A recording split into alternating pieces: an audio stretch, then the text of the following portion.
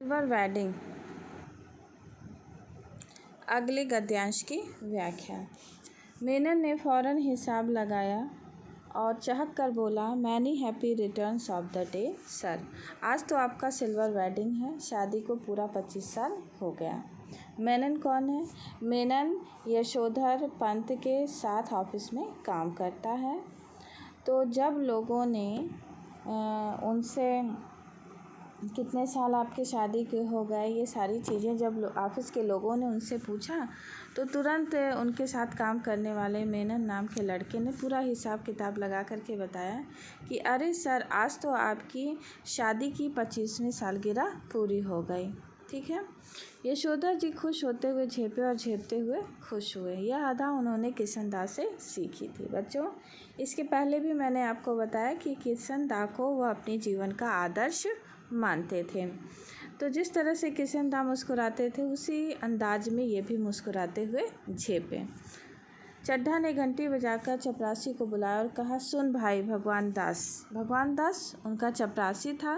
बड़े बाबू से बड़ा नोट ले और सारे सेक्शन के लिए चाय पानी का इंतजाम कर फटाफट। लोगों ने कहा कि अब तो हमें पार्टी चाहिए, चाय नाश्ता कराइए, आज आपकी शादी की 50वीं सालगिरह है। यशोदा जी बोले, अरे ये वेडिंग एनिवर्सरी वगैरह सब गोरे साहबों के चोचले, हमारे यहाँ थोड़ी मनाते हैं। यशोधर पंत थोड़ी पुरानी विचारधारा के थे, तो उनका मानना था कि यह सब बर्थडे मनाना, शादी की सालगिरह मनाना, ये सब क्या है, अंग्रेज़ों की देन है और ये हमारे कल्चर, हमारे प्रथा में नहीं है। चड्ढा बोला, मिक्सचर मत पिलाई गुर्दे, चाय मट्ठी लड्डू, बस इतना ही तो सौदा है, इनमें कौन आपकी माया निकली जाती है। यशोधर बाबू ने जेब से बटुए और बटुए में से 10 का नोट निकाला और कहा, आप लोग चाय पीजिए। दैट तो आई डू नॉट माइंड, लेकिन जो हमारे लोगों में कस्टम नहीं है उस पर इंसिस्ट करना, दैट मैं समहाउ इम्प्रॉपर फाइंड करता हूँ। समहाउ इम्प्रॉपर माने कुछ इनको असहज लगता है ये सब चीज़ें। चड्ढा ने 10 का नोट चपरासी को दिया और पुनः बड़े बाबू के आगे हाथ फैला दिया कि एक नोट से सेक्शन का क्या बनता है, रुपए 30 हो तो जुके भर का जुगाड़ करा सकें। सारा सेक्शन जानता था कि यशोधर बाबू अपने बटुए में 100-150 रुपये हमेशा रखते थे। भले उनका दैनिक खर्च नगण्य है और तो और बस टिकट का खर्च भी नहीं। गोल मार्केट सेक्रेट तक अब पहले साइकिल से आते जाते थे, इधर पैदल आने जाने लगे, क्योंकि बच्चे इनके आधुनिक ख्याल के हैं। तो उनको लगता है कि पिताजी साइकिल से जाएंगे तो उनकी बेइज्जती होगी, इसीलिए वो बच्चे कहते हैं कि पिताजी आप स्कूटर ले लें, लेकिन वो कहते हैं कि हम इसको अफोर्ड नहीं कर सकते, इतना हमारा कमाई नहीं है कि हम स्कूटर से चलें। और ये सारी चीज़ें भी उनको समहाउ इम्प्रॉपर ही लगती हैं।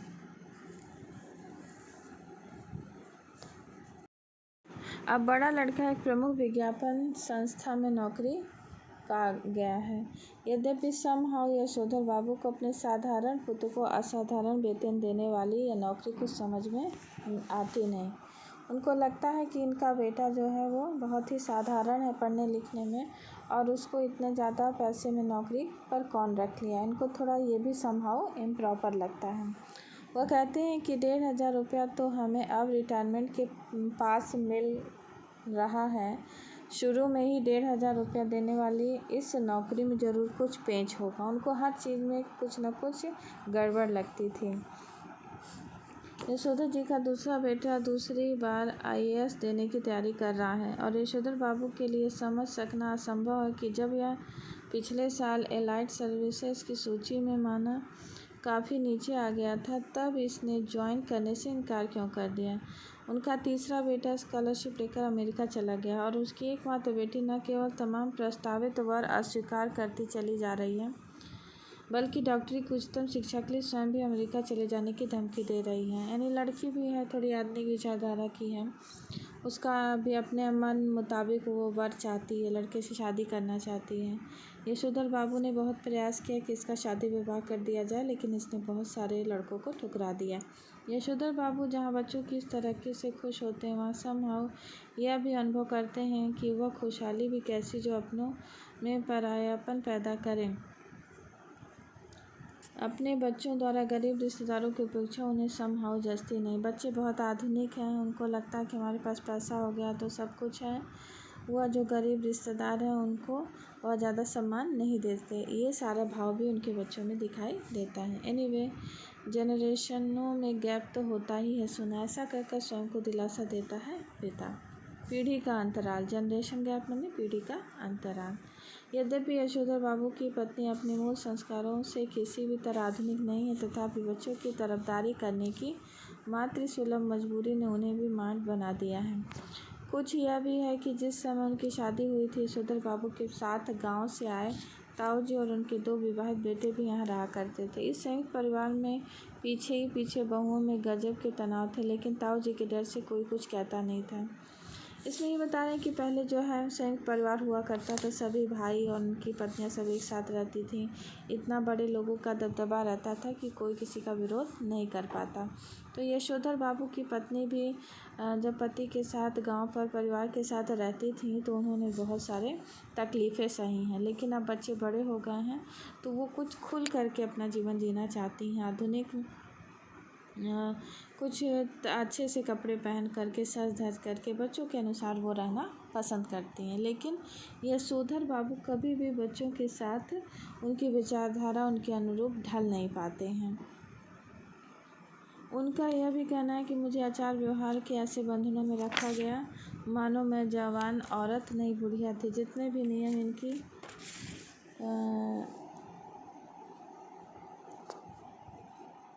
ताई के लिए थे सब मुझ पर भी लागू करवाए, ऐसा कहती हैं घरवाली बच्चों से। यानी यशोधर पंत की पत्नी अपने बच्चों से कहती हैं कि जितने नियम कानून बुढ़िया ताई के लिए घर में बनाए गए थे उन सब का पालन मैंने किया है। बच्चे उससे सहानुभूति व्यक्त करते हैं। फिर वह यशोदा जी से उन्मुख होकर कहती हैं कि तुम्हारी ये बाबा आदम की ज़माने की बातें मेरे बच्चे नहीं मानते तो इनमें उनका कोई कसूर नहीं। मैं भी इन बातों को उसी हद तक मानूंगी जिस हद तक सुविधा हो, मतलब जितना सही होगा उतना ही बात मैं मानूंगी। अब मेरे कहने से वह सब ढोंग ढकोसला तो नहीं सकता, साफ बात। धर्म कर्म कुल परंपरा सबको ढोंग ढकोसला कहकर घरवाली आधुनिकाओं सा आचरण करती है तो यशोधर बाबू सयानाल बुढ़िया सयानी बुढ़िया चटाई का लहंगा या बूढ़ी मुँह मुहासे लोग करे तमाशे, इस तरह से उनको चिढ़ाते थे कह करके। विद्रोह को मजाक में उड़ा देने चाहते थे, अनदेखा कर देना चाहते थे, लेकिन यह स्वीकार करने के बाद भी हो जाते हैं कि तमाशा स्वयं उनका बन रहा है। जिस समय किशनदा का क्वार्टर था उसके सामने खड़े होकर एक गहरा निश्वास छोड़ते हुए यशोधर जी ने अपने से पूछा कि क्या यह बेटर नहीं रहता कि किशनदा की तरह घर गृहस्थी का बवाल ही न पाला होता और लाइफ कम्युनिटी के लिए डेडिकेट समर्पित कर दी होती। इन्होंने किशनदा को जो आदर्श के रूप में रखा। किशनदा ने भी कभी विवाह नहीं किया, बाल बच्चे परिवार नहीं थे, तो ये भी सोचते हैं कि अगर हमने भी विवाह नहीं किया होता तो आज मेरे पास भी इतना बवाल नहीं रहता, मैं भी अकेले मस्त होकर के जीवन जीता। फिर उनका ध्यान इस ओर गया कि बात जति किशनदा का बुढ़ापा सुखी नहीं रहा। उसके तमाम साथियों ने जब उनको इस बात का ध्यान आया कि किशनदा जब बूढ़े हो गए थे तो उनका बुढ़ापा सुखी नहीं था। इसलिए नहीं था क्योंकि बच्चों जब व्यक्ति का परिवार होता है तो परिवार में ही उनकी देखभाल होती। बाल बच्चे होते हैं, समाज में कोई नहीं पूछता, लेकिन बाल बच्चे कितने भी बुरे हों बेकार हों लेकिन ज़रूर अपने माता पिता का सम्मान करते हैं, उनकी देखभाल करते हैं। लेकिन किशनदा के बच्चे नहीं थे, इसलिए रिटायरमेंट के बाद जब वो गांव गए बूढ़े हो गए तो उस समय उनकी देख रेख करने वाला कोई भी नहीं था। तो हमें लगता है कि परिवार की आवश्यकता उसी समय होती है जब आदमी का हाथ पर काम नहीं करता, वो बिल्कुल असहाय हो जाता है। उसके तमाम साथियों ने हौज खास गिन पा कैलाश कहीं न कहीं ज़मीन ली, मकान बनवाए, लेकिन उसने कभी इस ओर ध्यान ही नहीं दिया। किशनदा के जितने भी मित्र दोस्त थे सब ने विवाह कर लिया, अपना घर परिवार बसा लिया, सब ने मकान ले लिया, लेकिन किशनदा ने नहीं लिया। रिटायर होने के 6 महीने बाद जब उसे क्वार्टर खाली करना पड़ा तब हद हो गई। उसके द्वारा उपकृत इतने सारे लोगों में से एक ने भी उसे अपने यहाँ रखने की पेशकश नहीं की।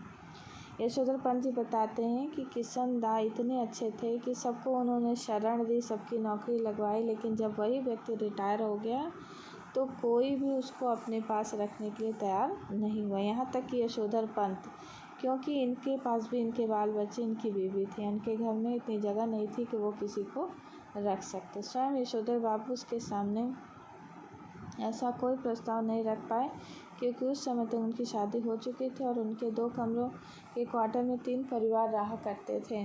किशनदास कुछ साल राजेंद्र नगर में किराए का क्वार्टर लेकर रहा और फिर अपने गांव लौट गया, जहां साल भर बाद उनकी मृत्यु हो गई।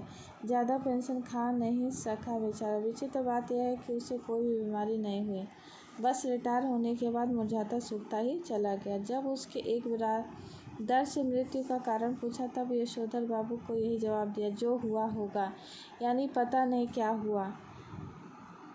जिन लोगों के बाल बच्चे नहीं होते, घर परिवार नहीं होता, उनके रिटायर होने के बाद जो हुआ होगा से भी मौत हो जाती, क्योंकि अकेलापन व्यक्ति को बहुत परेशान करता है, काटने को दौड़ता है।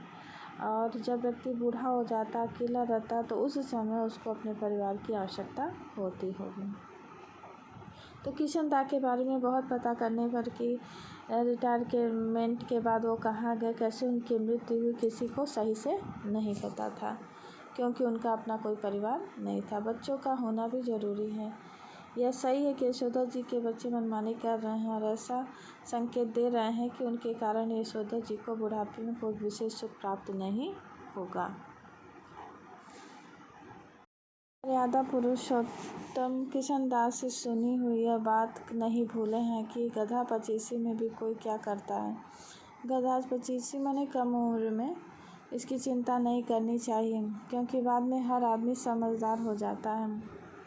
क्योंकि उन्होंने किशनदास से सुना था कि जब व्यक्ति कम उम्र का होता है, तब उसके अंदर इतनी समझदारी नहीं होती है। यद्यपि युवा यशोधर को विश्वास नहीं होता, तथापि किशनदास बताते हैं कि किस तरह मैंने जवानी में 50 किस्म की खुराफात की है। ककड़ी चुराना, गर्दन मोड़ के मुर्गी मार देना, पीछे की खिड़की से कूदकर सेकंड शो सिनेमा देख आना। कौन कर्म ऐसा है जो तुम्हारे इस किशनदास ने नहीं कर रखा। कहने का मतलब है, कोई व्यक्ति कितना भी सिद्धांतवादी, आदर्शवादी बने, बचपन में सभी ही शैतानियाँ करते हैं, जैसा कि किशनदास ने भी किया और यशोधर बाबू ने भी अपने जवानी के समय में किया था। जिम्मेदारी सर पर पड़ेगी, तब सब अपने ही आप ठीक हो जाएगा। यह भी किशनदास से विरासत में मिला हुआ एक फ़िक्रा है। फ़िक्रा मतलब एक तरह से कहावत हो जाती है, जिसे यशोधर बाबू अक्सर अपने बच्चों के प्रसंग में दोहराते हैं। उन्हें कभी कभी लगता है कि अगर मेरे पिता तब नहीं गुजर गए होते जब मैं मैट्रिक में था, तो शायद मैं भी गधा पचीसी के लंबे दौर से गुजरता। जिम्मेदारी सर पर जल्दी पड़ गई तो जल्दी ही जिम्मेदार आदमी भी बन गया। जब तक बाप है तब तक मौज कर ले। यह बात यशोदा जी कभी कभी तंजिया कहती हैं। तंजिया माने एक व्यंग्यात्मक रूप में कोई बात कहना। अक्सर बच्चों से वो कहते हैं कि अरे मैं जब तक हूँ तब तक ऐश कर लो, उसके बाद नहीं रहूँगा तो पता चलेगा। ये बातें अक्सर सभी के परिवारों में कही जाती। माता पिता कहते नहीं हैं कि अरे पढ़ लो जब तक है, हर सुविधा दे देंगे, अब मेरे रहते सब काम कर लो। लेकिन कहते हुए उनके चेहरे पर जो मुस्कान खेल जाती है, वह बच्चों पर यह प्रकट करती है कि बाप को उनका सनाथ होना, गैर जिम्मेदार होना कुल मिलाकर अच्छा लगता है। यशोधर बाबू कभी कभी मन ही मन स्वीकार करते हैं कि दुनियादारी में बीवी बच्चे उनके अधिक सुलझे हुए हो सकते हैं, लेकिन 2 के 4 करने वाली दुनिया उन्हें कहाँ मंजूर है जो उसकी रीत मंजूर करें। दुनियादारी के हिसाब से बच्चों का यह कहना सही हो सकता है कि बब्बा ने डीडीए फ्लैट के लिए पैसा न भर के भयंकर भूल की, किंतु समहाउ यशोधर बाबू को किशनदास की यह उक्ति अभी भी जचती है। मूर्ख लोग मकान बनाते हैं, सयाने उनमें रहते हैं। यानी ये पूरी तरह से किशनदास की बातों को ही अपनाते हैं। किशनदास ने मकान नहीं लिया, मकान नहीं बनवाया, इसलिए ये भी नहीं बनवाएंगे। जब तक सरकारी नौकरी तब तक सरकारी क्वार्टर, रिटायर होने पर गांव का पुश्तैनी घर, बस। किशनदास की इन्हीं बातों को यशोधर पंत भी अपने जीवन में उतारते हैं।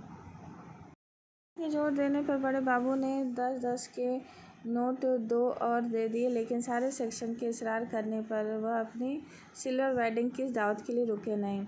मातहत लोगों से चलते चलाते थोड़ा हंसी मजाक कर लेना किशनदास की परंपरा में है। उनके साथ बैठकर चाय पानी और गपाष्टक में वक्त बर्बाद करना उस परंपरा के विरुद्ध है।